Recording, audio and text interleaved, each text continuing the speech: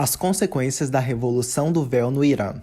Há 2 meses, o Irã é varrido por uma onda de enormes protestos em todo o país. A Revolução do Véu, como o movimento ficou conhecido, começou quando a jovem iraniana de 22 anos, Mahsa Amini, faleceu devido a agressões da polícia da moralidade por estar usando o véu islâmico hijab com um pouco do cabelo à mostra. As manifestações capitaneadas pelas iranianas que cortam seus cabelos e queimam seus véus em protesto têm como principal lema de reivindicação a tríade mulher, vida, liberdade. As demandas do movimento ganharam amplo apoio popular e também passou a contestar o regime teocrático vigente há 43 anos na nação. E essa é a raiz do problema, a Revolução Islâmica de 1979.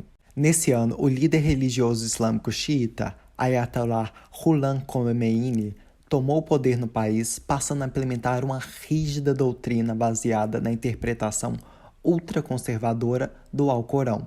Com isso, as mulheres perderam os direitos ao voto e à liberdade de vestimenta, por exemplo, conquistados em 1936.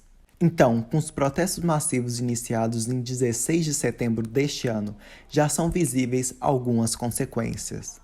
A mais recente foi o anúncio do procurador-geral do país de que a polícia da moralidade, responsável pela morte de Mahsa, será abolida. Porém, o anúncio é visto com cautela pelos manifestantes, já que não houve nenhum passo para formalizar isso e poderia ser apenas uma estratégia para desmobilizar os protestos. Mas uma coisa que é realidade são os óbitos de mais de 450 manifestantes, 60 policiais e 2.000 presos, segundo a estimativa da ONG Direitos Humanos no Irã.